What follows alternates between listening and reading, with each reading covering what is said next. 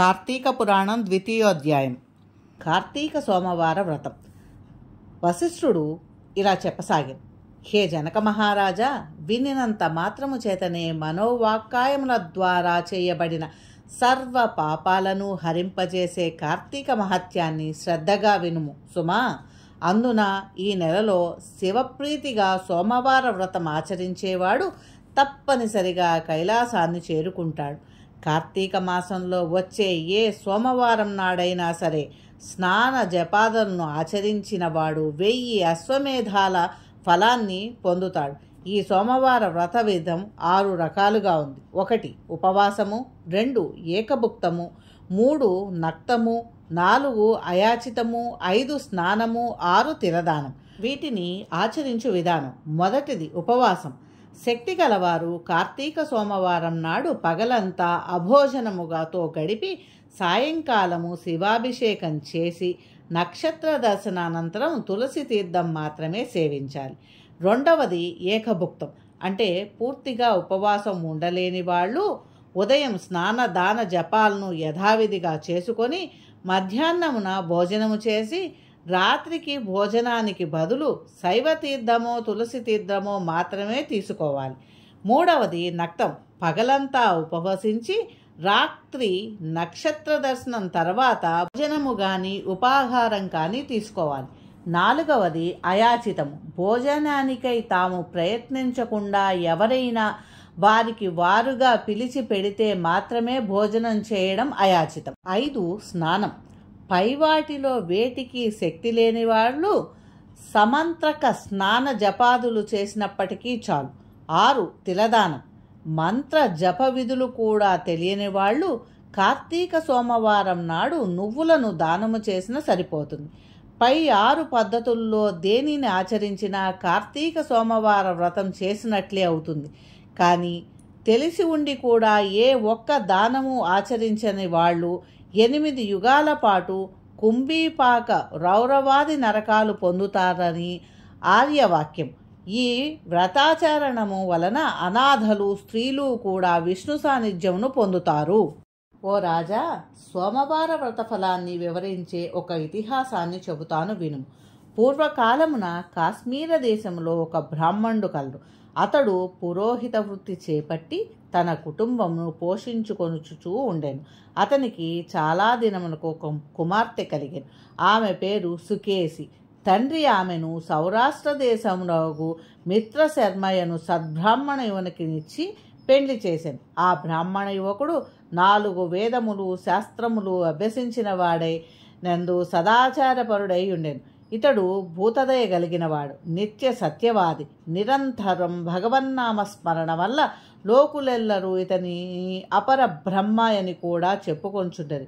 ఇటువంటి ఉత్తమ పురుషునకు భార్యకు సుకేసి యవ్వన గర్మముతో కన్ను మిన్ను గానక పేదలను దూషించుచు అత్తమామలను భర్తలను కొట్టుచు రక్కుచు తిట్టుచు పరపురుష సాంగత్యం గలదై వ్యభిచారి అయి తన ప్రియులను తెచ్చి ఈ తినుబండారములు బట్టలు పువ్వులు ధరించుచు దుస్తారాలై తిరుగుచుండగా వంశమునకు అప్రతిష్ట తెచ్చిన ఈమెను అత్తమామలు తమ ఇంటి నుండి వెడలగొట్టింది.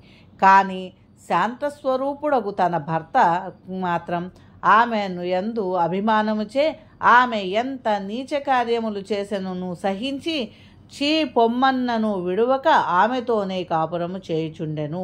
ఇట్లు కొంతకాలమునకు ఒకనాటి రాత్రి ఏకశర్యపై తన భర్త గాఢ నిద్రలో ఉన్న సమయము చూసి మెల్లగా లేచి తాళి కట్టిన భర్త ఎన్న విచక్షణ దయాదాక్షణ్యములు లేక ఒక బండ రాతిని తెచ్చి తలపై గట్టిగా కొట్టినది. వెంటనే అతడు చనిపోయాడు. అతి రహస్యముగా ఆ మృతదేహమును దొడ్డిదారిన ఎవరి సహాయము లేకనే ఊరు చివరన ఉన్న పాడుబడిన నూతిలో పడవేసి చెత్తా చెదారములతో నింపి ఏమియో ఎరుగని దాని వలె ఇంటికి వచ్చి ఇక తనకు ఏ ఆటంకము లేవని ఇంకా ఏ విచ్చలవిడిగా సంచరించుచు నానాజాతి పురుషులతో తన సౌందర్యముచే క్రీగంటనే వశపరుచుకొని వారల వ్రతమును పాడు చేసి వర్ణ సంకరాలయ్యను.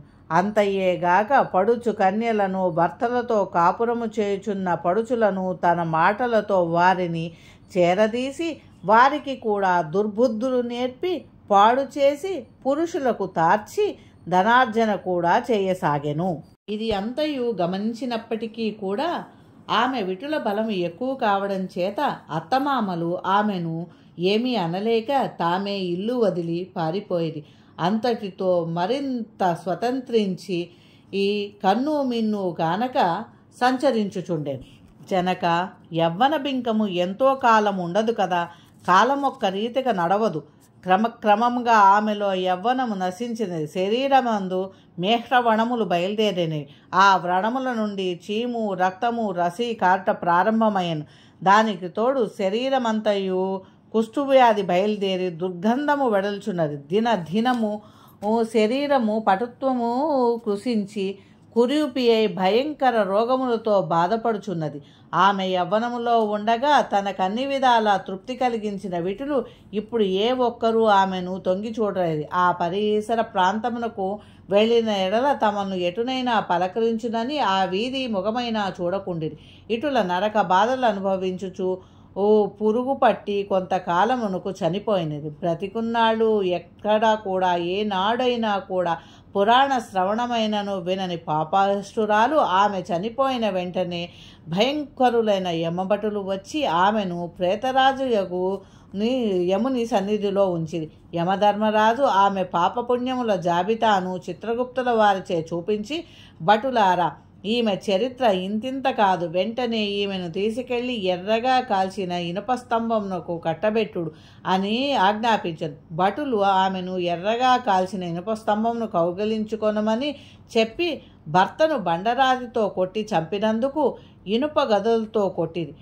ప్రతివ్రతలను వ్యభిచారులుగా చేసినందులకు సలసల కాగిన నూనెలో పడవేసిరి.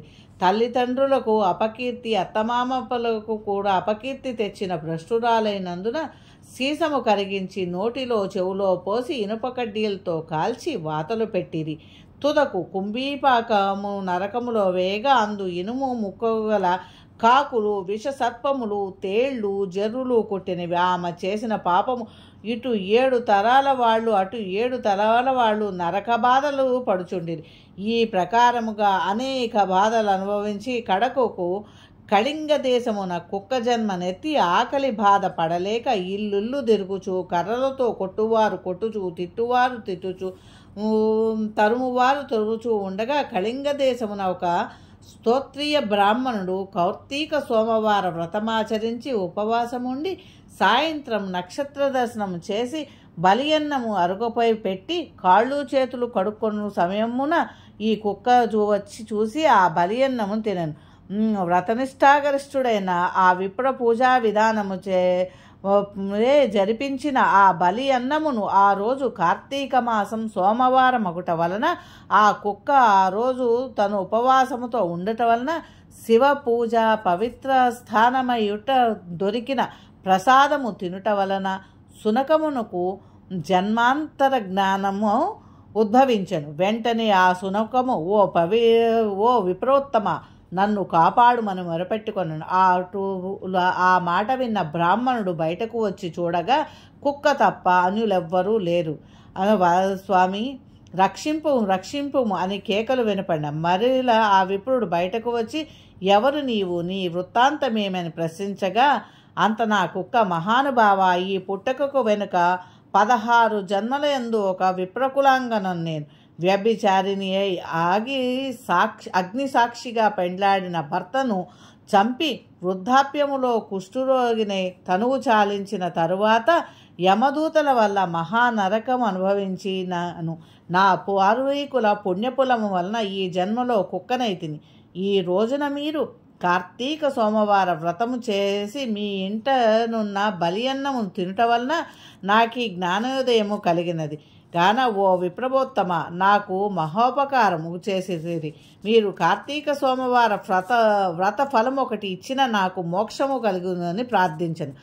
అలా వేడుకొనగా ఆ విప్రోత్తముడు కార్తీక సోమవార వ్రతంలో చాలా మహత్యమున్నదని గ్రహించి ఒక సోమవారము నాటి ఫలమును ఆమెకు దారపోయగా వెంటనే ఒక పుష్పక విమానం అక్కడికి వచ్చెను. అక్కడ వారందరూ చూచుచుండగా ఆమె ఆ విమానం ఎక్కి అందరికీ వందనము చేసి శివ సాన్నిధ్యమునకు ఏకెను. కాబట్టి ఓ జనక మహారాజా, నిస్సంశయ నిశ్రేయ సదాయైన ఈ కార్తీక సోమవార వ్రతాన్ని నీవు తప్పనిసరిగా ఆచరించు అంటూ వశిష్ఠుడు చెప్పాను. కార్తీక పురాణం 2వ అధ్యాయం సమాప్తం.